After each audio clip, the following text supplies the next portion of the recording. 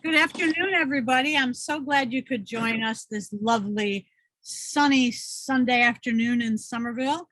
Too many S's in that sentence. My name is 𝗘𝗗𝗜𝗧𝗘𝗗. I'm the owner of Main Street Reads in Somerville, South Carolina, and I am over the moon thrilled to have with us a Pulpwood Queen, national honoree, award-winning, brilliant author, speaker, and coach with us today, Ruthie Landis, whose company Ruthie Energy has been helping so many people for so many years. There is no way you come out of something with Ruthie and don't feel peaceful and energized and inspired. And I had the honor and privilege of working with her on her latest book called My Musings, if you can see it there. It is a fabulous guided journal, great graphics inside. Don't know if you can see any of that. Great writing spaces, all blank pages, nothing unlined. We're not trying to keep anyone in a box. But this is a book and it's sized so that you can carry it with you. I carry mine with me. The prompts in here are brilliant. For those of us who are here from our Main Street Writes Writers group, I know that we're going to use some of these prompts in weekly things. We'll give you a prompt in the next week. Anyone who wants to share that at the outset of the session, we can start doing that. I see a lot of Zoom groups forming or live groups forming to do just that sort of thing.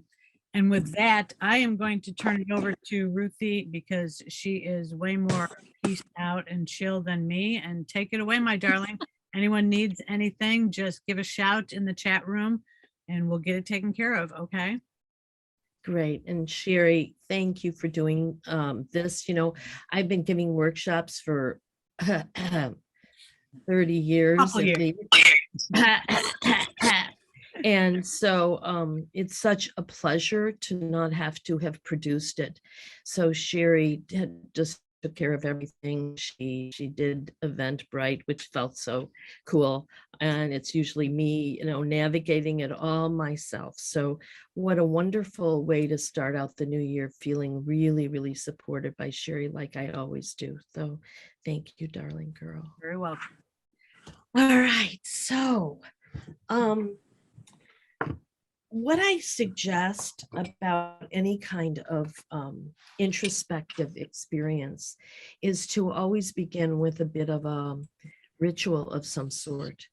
I'm going to start us with the ritual to create a kind of safe container for us. And I invite people when they're working with my musings or even my guided journal and acting lessons for living, that you start opening a space or a zone for yourself to be able to tap into something very personal with yourself, and also, I guess, feel supported.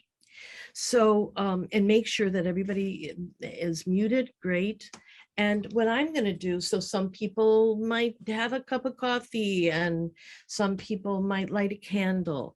In this case, because I'm working with a backdrop of how we're so interconnected with nature, I'm going to use a way to open the directions, which comes from many indigenous tribes do this.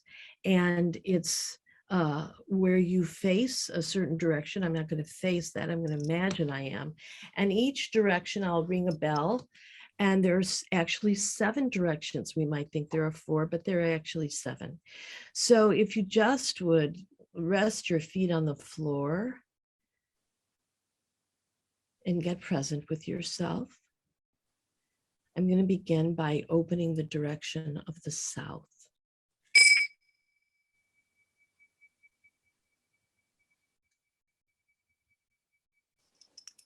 And the south is sort of the physical and material world.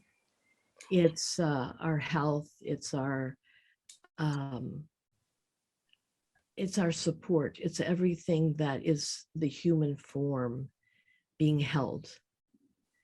So now I open the next direction, which would be the west.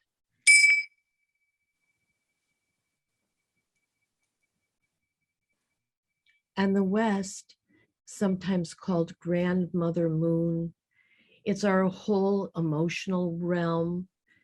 It's water element, as you know, the south would be the earth element, the physical world. And the moon holds all of our emotions, and the west is the moon. It's all of our emotions, the whole range of them. So now we move to the north.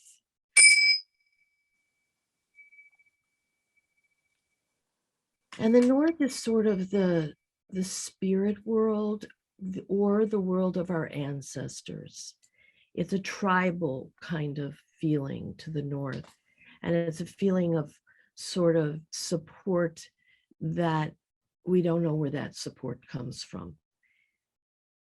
Now we move to the east.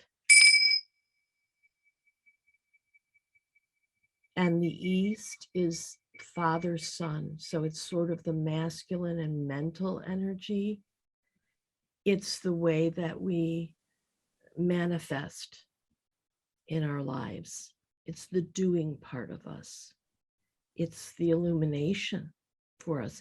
The moon illuminates too, but it illuminates like mirroring inside of the darkness.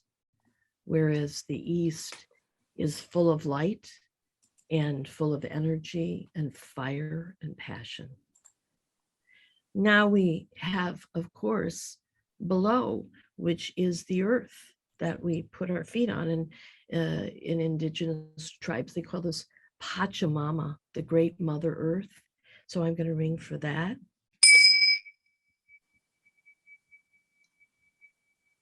And so nothing really can come about for ourselves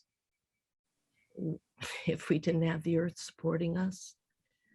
So at any moment we're not feeling supported, and if this happens during our little time together, then feel the earth. Know that the chair you're sitting on is being held by the earth below it, and that you are being held. Because when we're doing introspective work, it's not always easy to unmask and unveil to ourselves. It's nice to know something is holding us without judgment, just with compassion. And now above, above the universe, the heavens, the stars, the reminder that we're all interconnected, all stardust. And the last direction is the direction we need the most right now, which is within. So in order to work with this guided journal, you have to be able to go within. So it's so interesting that, you know, as within, so without. So we really want very much to be able to acknowledge that there is a direction that is the within. So I ring that last.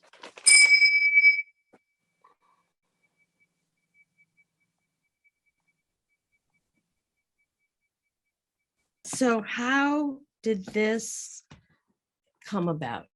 Where was My Musings born from?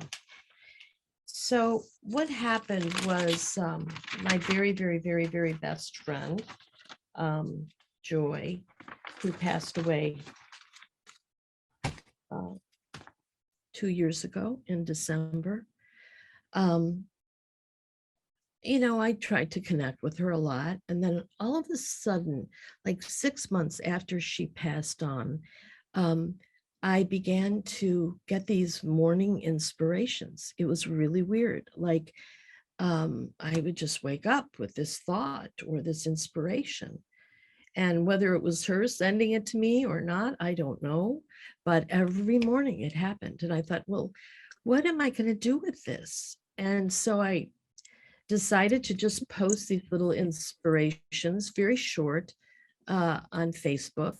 And then all of a sudden, Kathy Murphy said, you know, of Pulpwood Queen said, I really think you should write a book with these inspirations. So I was working on 2 other books at the time, and I thought, oh, am I going to do this? And then I said, well, I had 50 weeks, 52 weeks worth. And then I thought, but what's going to be the backdrop of this for me? Not just like random inspirations.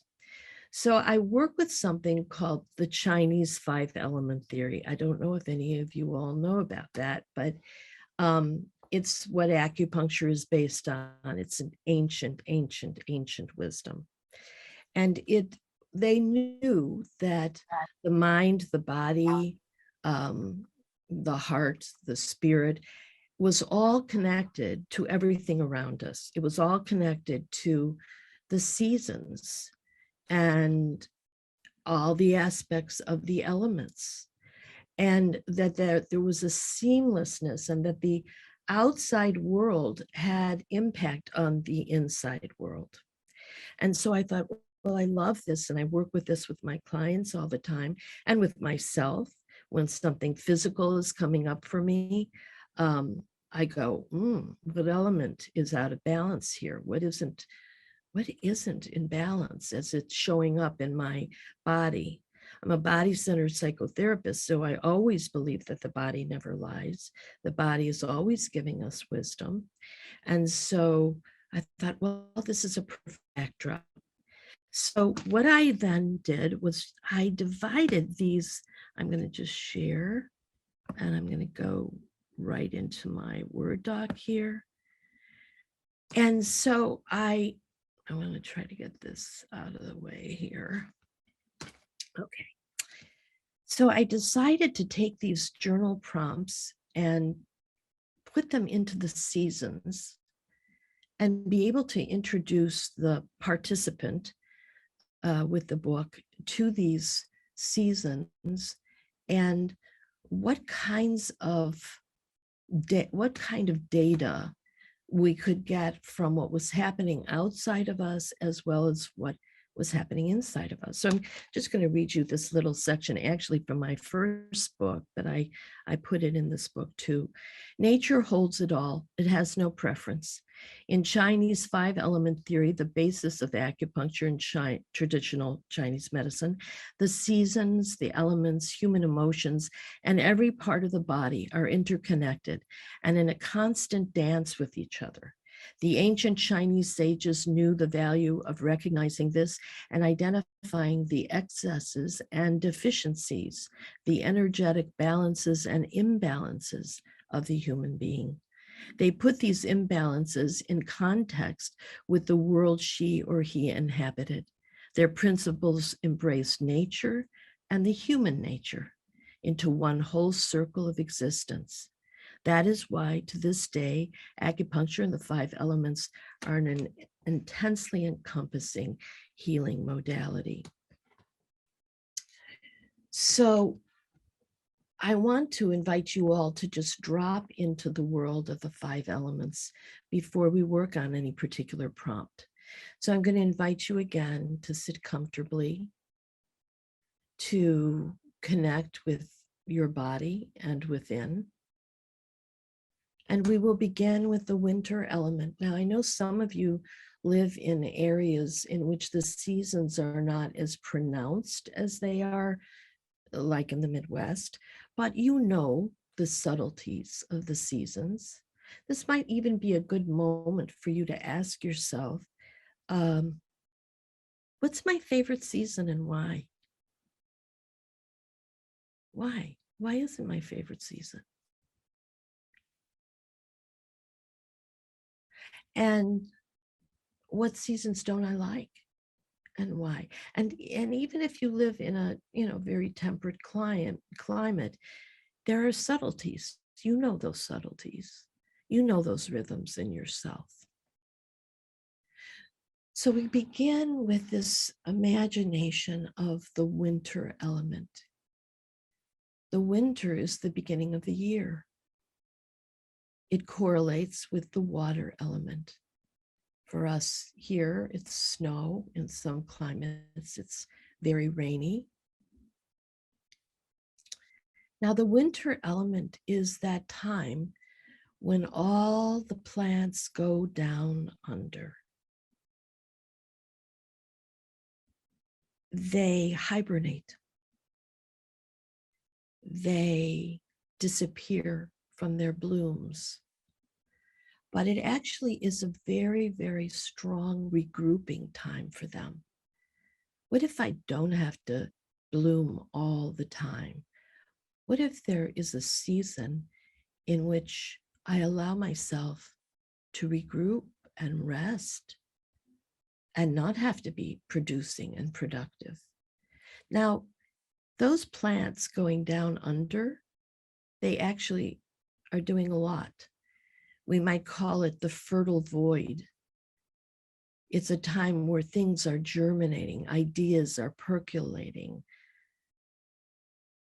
And the winter element, interesting, correlates to the kidneys. And you can see water element, kidneys, and bladder.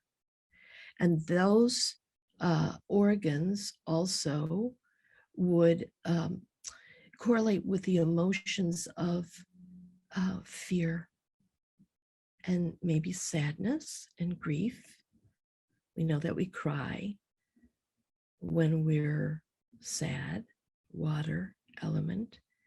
Fear, I mean, we might freeze, right? We might just freeze up. So right away, I'm aware of, well, if I have something going on in my kidneys or my bladder, something is out of balance in my winter or my water element. And I need to look at that. What am I afraid of? What's blocking me? What's freezing me up? What's making me stuck? And so here we are, and we're like this plant going down under the earth. And as we move into springtime, it's very powerful, because what happens is the plants that are down under have been organizing themselves, and they've been waiting. Now's the time. I'm going to organize myself, and I'm going to push up through the ground, even sometimes through cement. Whatever's there is this, strong desire to manifest. And so this element of springtime correlates with what we call the wood element. Think about it. Woody, the plant, strength, has to organize itself. Now, it also correlates with the liver and the gallbladder, and that has something to do with anger, frustration. Anger has many faces. And so when I'm too woody, too dry, I get brittle and I get angry. And I'll notice that something is out of balance if I'm feeling angry. Something. What is that thing that is making me so angry right now? So rigid, so frustrated. So look at this. How interesting. If the water is in balance and is gently feeding the wood, then what happens to the wood? It softens. It becomes less brittle. So interesting that the wood element, to be able to be flexible instead of inflexible, it needs the help of the water element. That's sort of like its mother that comes before it. And you say, oh, sadness and fear is the mother of this. Yeah, but those are essential emotions, essential human emotions, and have much to bring us.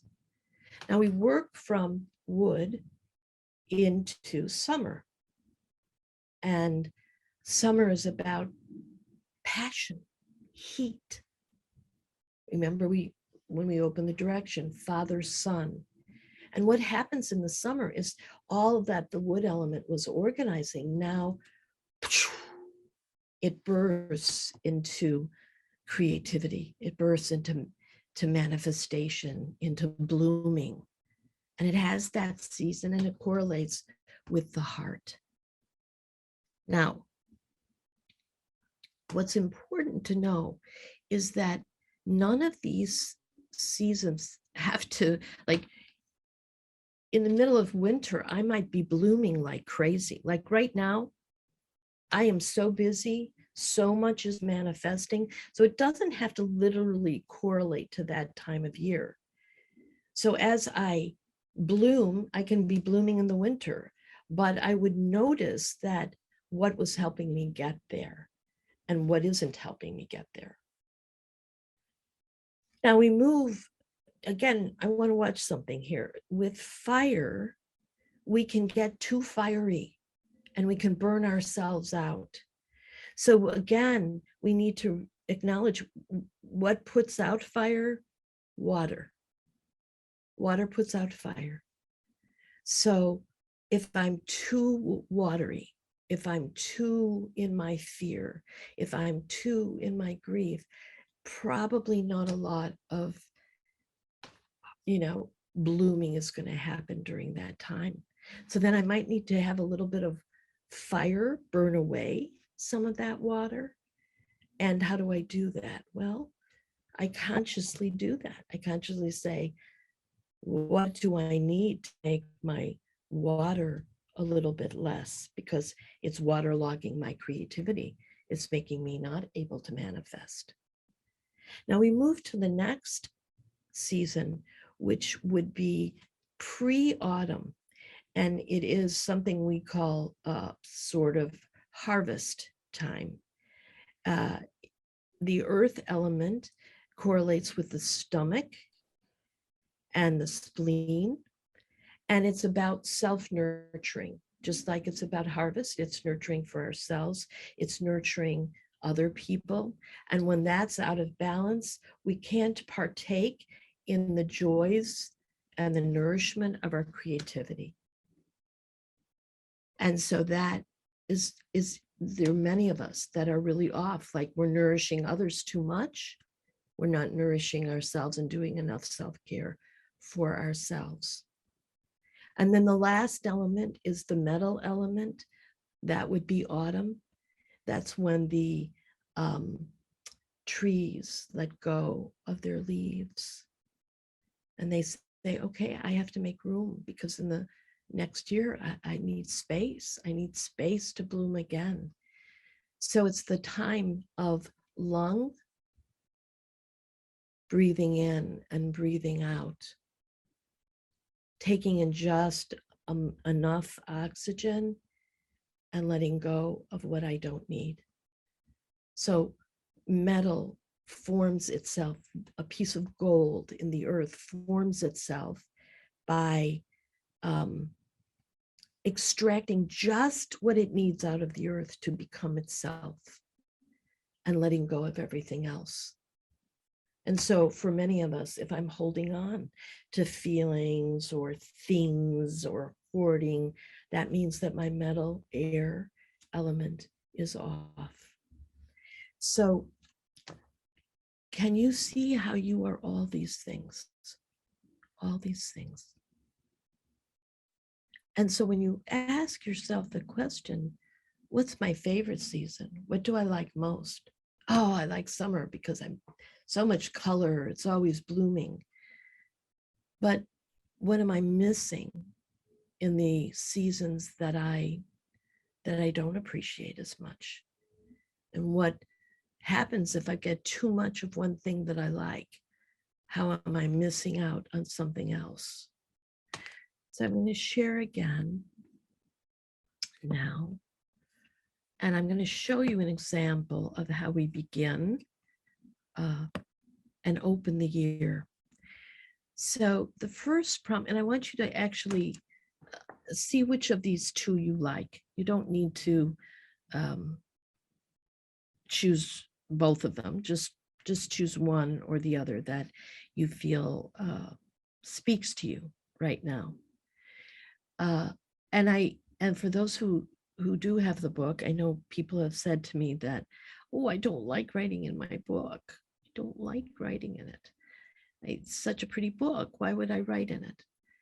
Because this is a process of befriending yourself. It's not, the book is not mine. The book is yours. So the first one at the beginning of the book is opening me. And the prompt is, what needs unlocking today? How have you shut tight the book of yourself and put you on a shelf? It's time to open yourself and read about what you have been avoiding. So in order to read about what you have been avoiding, you have to touch into it, and then you can write about it, and then you can read about it. So that's the first prompt. What needs unlocking today? And if you go blank on that, then you just really have to drop into your body and go, what in my body right now feels tight, feels constricted, doesn't feel open. So your body is already telling you whether your mind is or not. So that's the first prompt. And then I talked about winter and water.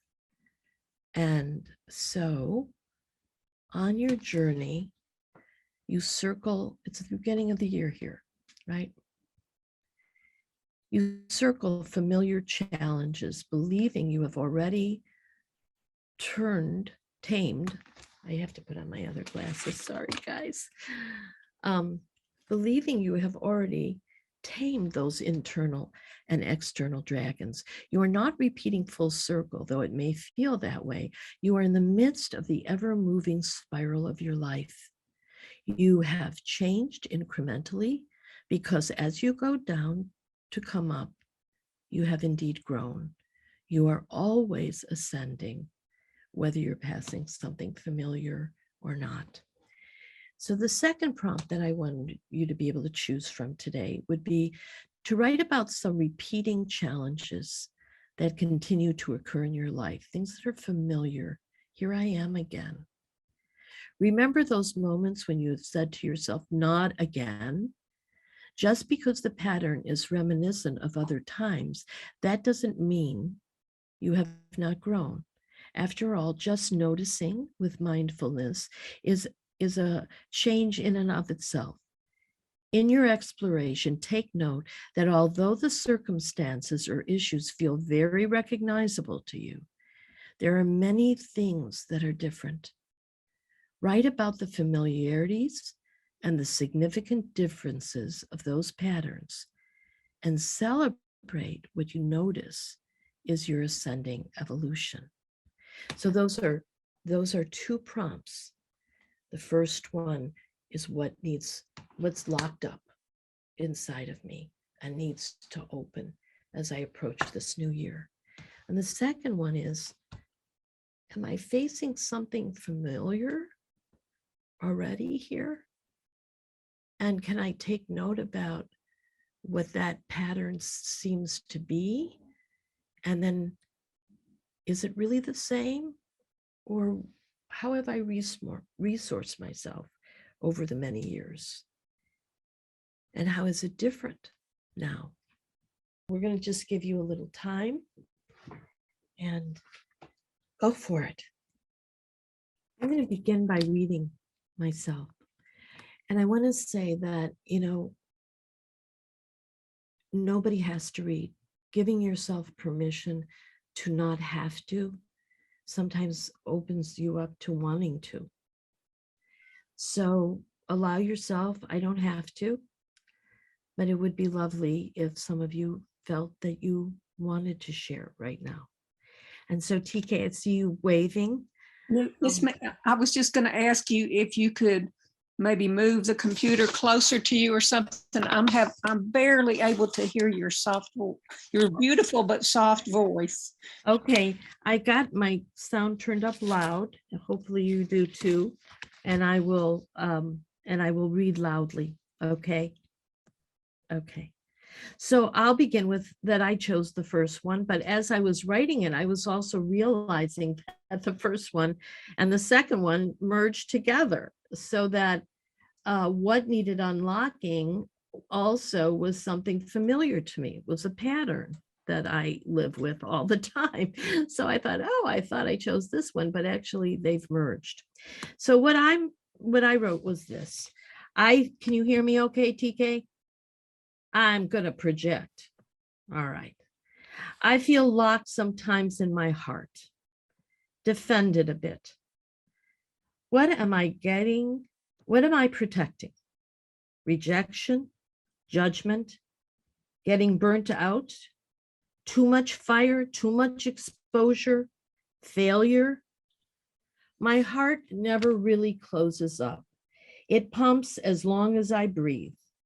But sometimes I put a filter over it, not a wall exactly, not armor either, but something that doesn't quite trust that I can be completely free.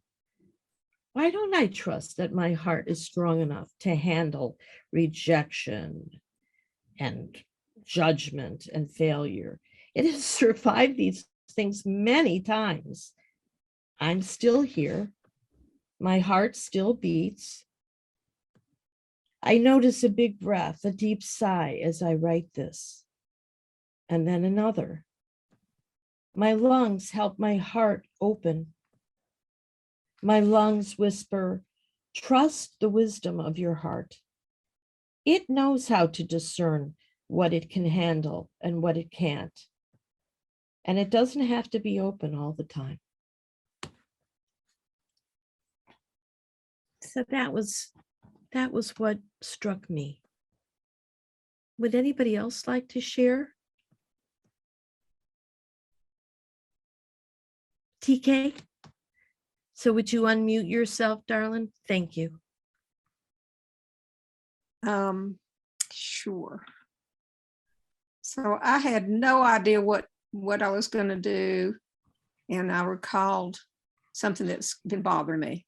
So there's a book I've tried to read for 2 years now.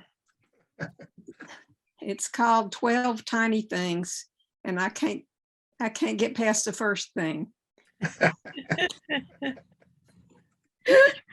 That's true. The first chapter is about finding space. And I have not been able to read beyond that because I know it is something important that I need. I want to open myself to finding space for myself, whatever that means. I'm not sure what it means, but it resonates. I'm so busy with things. I feel them crowding in on me and overwhelming me. So I feel that although I do a lot of things, there's no space just to be, or is that just another thing I need to do? Find time to meditate, time to journal.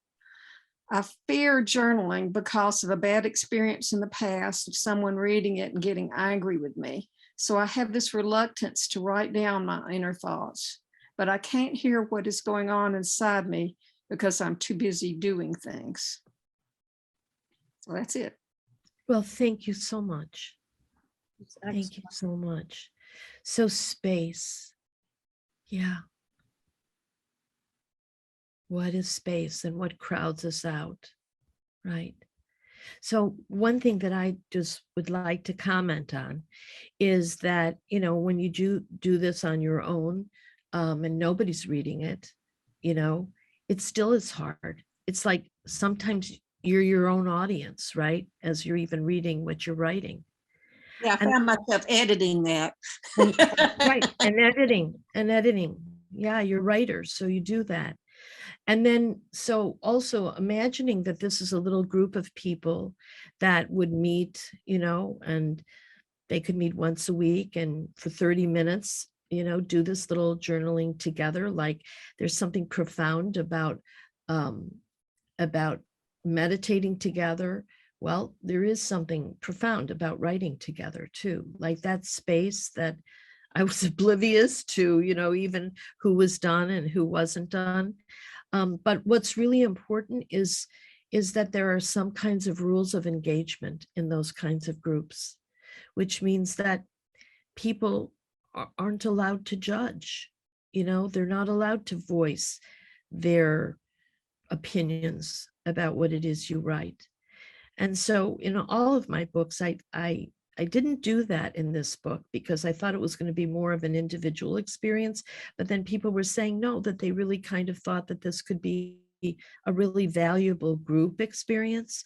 And so always there should be a rules of engagement. How do we create a safe container so that we can face ourselves and so that we can face, not be afraid to give voice to things that people have their own projections about. So I just want you to think about that a little bit. Like, do you provide yourself with enough safety, with enough the requirements to make you be able to not be crowded out? I chose to go with the second one and just sort of maybe the spirit of it, I guess. And I did just a couple of paragraphs that I think of as, I'm calling it the power of the pause, breaking the cycle. In each moment, there exists a critical void between imagination and action. In truth, to call this space a void is the ultimate in irony. In this interval resides the balance of life, the weight of the soul. It is as the intake of breath before the song, the balling of fists before the fight.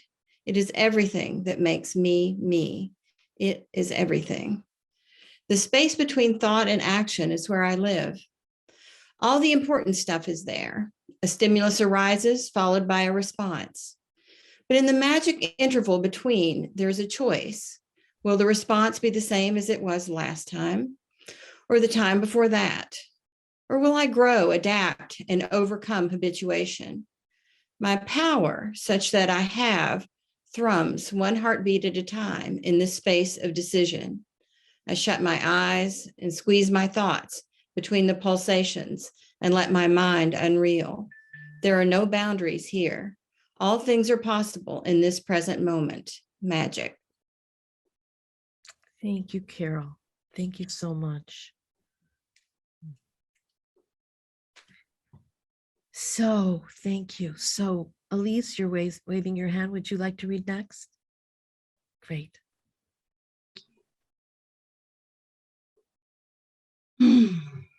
Courage. Courage to choose me, my needs, my truth, my heart's desire. Courage to listen and get to know what those things are. I feel weight, pressure in my chest. I'm afraid of the consequences and letting go of what isn't aligned with those things. I feel locked in my pelvis, cut off from pleasure and feeling joy fully. What do I need from me? A break from my head, a break from my husband, a break from the demands of others. Are they demands or requests from others with a pressure I associate with and attach to them? Pressure. There's that word again. A heat sensation presences itself on the outer edges of my heart space. A heat that could be cold as well, as if heat that has frozen. My head wants to jump in and analyze. A call to pause. Remember, this I need a break from. Thank you, Elise. The rusted lock was the one that called my name.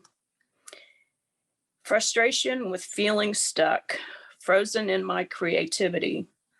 Solitary confinement is a double-edged sword.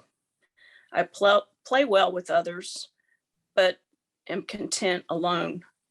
But I doubt the quality of my projects, even preparing to dance for June. In June, I fear the spotlight and know how badly I want my body to send the message of hope and appreciation for my ability to dance and breathe. So again, another opportunity to face self-doubt and develop muscle memory that I missed in childhood. Thank you. I don't know if you guys know about called bibliomancy. And bibliomancy is when you don't have to follow anything in any kind of order. You can just like go, okay, what am I going to write about today? And I opened up Summer Fire, and it was the prompt number 3. And it was about speaking my truth. And that could be it. That's what I need. And maybe I don't need to go through this book at all in a linear way. Maybe I really just need to see what message needs to come to me today. So, so thank you for that.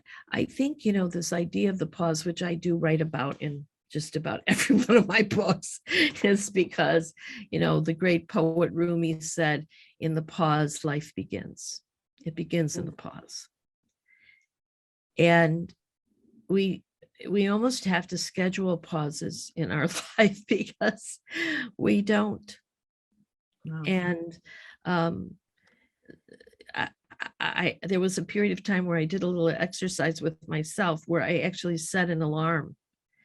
And I just, when the alarm went off, it meant just pause randomly. Like, I would be careful. It wasn't when I was seeing clients or had something to do, but I knew like that it was an open space that could get filled up really quickly. And so I just set little alarms on my phone, and I tried it, and like a little bell ringing. Well, here's an opportunity to pause. Are you going to take it or not? So I think in a way, the book is a bell ringing and inviting us to do that. So anybody else want to say what it's like for you to have prompts as opposed to just being able to write what you want? Yes, Elise. I find the prompts very helpful, and even like I find times of free writing very helpful. But even that for me, a prompt to do that, like intentionally, makes it a much more powerful experience as opposed to just a lot of old patterning. And it helps me to, be with the and patterning. Yeah, well, I wanted to speak to what you just said, because here's the thing. These are prompts, and you never know what a prompt is going to catalyze, right? You never know. So from my point of view, if the prompt, you begin to write about, let's say, unlocking your heart or creating more space or taking the pause, if you just let that roll, it can take you into a free form writing that may have nothing to do with what the prompt was about. But the prompt is a portal, it just like opens the door. Now, at this moment, there's this prompt. Maybe I just open the book to it. Maybe it's the next prompt, and I like doing things in a linear way.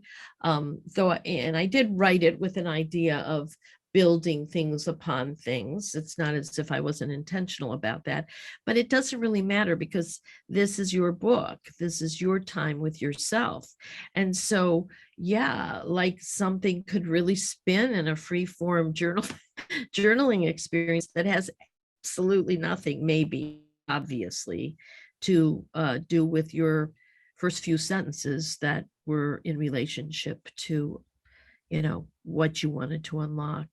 Because you did, if you noticed in your writing, you did spin out a little bit into ways in which you could take care of yourself and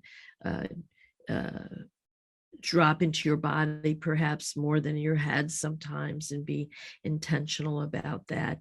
And you could have just riffed on that, because it's just like jazz, man. You just start somewhere and then you go. Yeah, TK. Would you explain what you mean by drop into your body? I'd love to.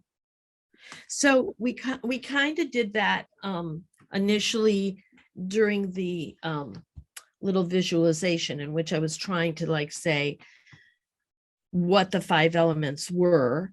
And at any moment in that time, you could be observing things arising for you. So for instance, while I was writing, because I pay so much attention to my body, I saw myself take a big sigh at that one point when I was writing. All right.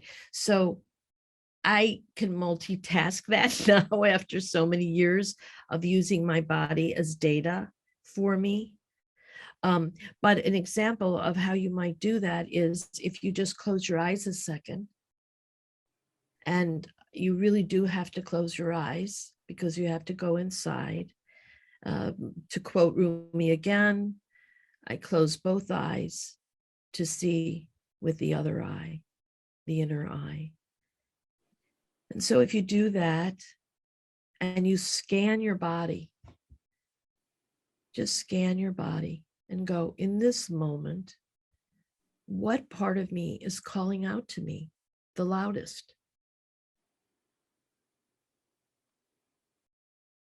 Like, is there a part of me that's open or closed that seems very loud? For me right now, it's interesting that in my throat, I'm having a little bit of tightness here in my throat. And I'm not really knowing what that is. So I might have a breath and go to that place and say, if you wanted to speak to me right now about the quality of your sensation, what would you say to me? What would you say to me? And it's not to interpret even what's going on. It's more like, I'm constricted. I need a little more room. I'm getting something from this part, soften your expectations. That's what's coming up for me right now. And then just as I'm saying this, I'm having an awareness as it's moving to my mouth. And I'm noticing that my mouth is a little bit dry. And I ask my mouth, what's making you dry? What do you need? And what you'll see, TK, is that whatever is loud is saying, pay attention to me in your body, actually is a metaphor. It opens up a metaphor right away. If you stick to not rushing to interpret it and you just stay with the sensation part of it, it will reveal something to you that is, and you can say, well, how does this apply? How is this sort of familiar right now in my life right now? So right now for you, what were you aware of in your body when you paid attention to it? My shoulders, the tension in my shoulders. I carry that a lot. Yeah. And usually I'm unaware of it. Yeah. So you were aware of tension in your shoulders. So if you went into your shoulders right now and wanted to give your shoulders a voice to us, and it doesn't have to be interpretive, it's just like the quality of sensation, and imagining that your shoulders are like a person, a human. What would they say? I feel what?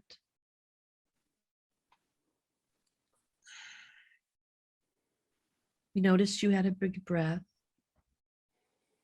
Yeah. And you noticed that the shoulders are surrounding your lungs. And you I'm had sorry, shoulders are surrounding what? your lungs. Your lungs. They're protecting your heart and they're protecting your lungs, your shoulder blades. I'm really not sure what they're saying. I'll have to work on that. Well, it feels sort of like it has to do with achievement. Like I'm ready to do the next thing. Yeah. Related to what I wrote. Yeah. And so I love that you said, I really don't know what it's saying. So you could make a promise to it. And you could say, you know what, right now in this moment, I'm kind of on the spot, but I'm going to come back to you and I want to listen to you again. I want to be more aware of what you're trying to tell me, shoulders. You have something you're trying to say. And when we're in our shoulders, which does protect our lungs and our heart. And there was a big breath when I asked you the question. And when you really went there, you'll notice those big breaths are aha, aha. They're moments of recognition. And what we know about shoulders is they carry the load. You know, they carry the load. What's on my shoulders? Am I adding something else to my shoulders? Do they want me to add something else to my shoulders right now? Are they ready to carry something else? You know? That makes sense. Yeah. I really do. I get that the body has a wisdom that we don't hear. Unless Yeah. yeah. We don't hear it unless, like Carol's piece was about the pause. If we pause and say, well, now I'm dropping into my body, when I'm dropping into my body, I'm dropping into myself. Right. You know, that I'm not dropping, because there's mind in every cell of our body. So if I'm dropping into my body, I'm dropping into the mind that lives through every cell of my body. But I'm giving attention to something that I normally would disregard. And our bodies like it so much when we pay attention to it. Our bodies love it when we pay attention to it. I mean, if I'm, you know, like I've presented like at huge conferences, you know, and I might notice in the beginning that my heart is kind of pounding a little bit. And if I just, even before I start to speak, if I just take my hand and I acknowledge it, and I just put my hand there, like, I hear you. This is scary, but we're in this together. Just putting my hand there and acknowledging what my body is trying to say to me, something shifts immediately.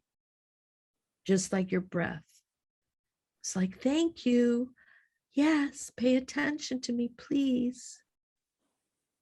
So that's what I mean. Does that help?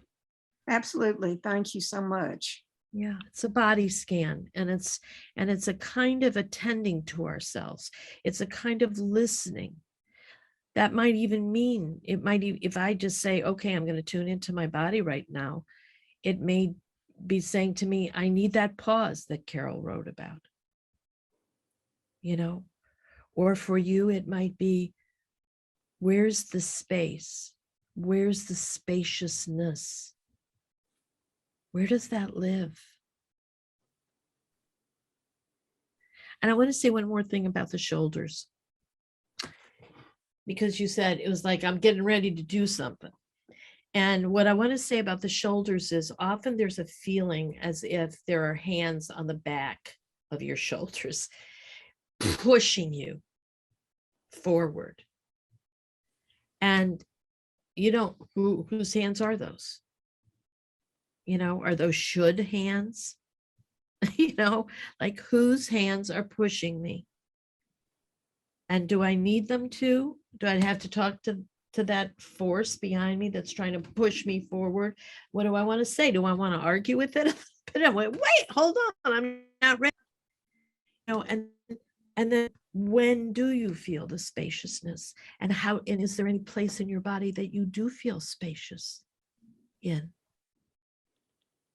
So when I'm working with a journal and I'm working with writing, I always tune into my body. It's always part of my journaling experience. It's not just what thoughts am I having. It's not just what feelings am I having. It's not even what am I sensing in my gut. Those are three centers of intelligence. But I always say, what does my body want to tell me right now? Because it's going to be the most truthful place for me. So I know we have like just 5 minutes, but I just want to ask if there was any other questions that people had.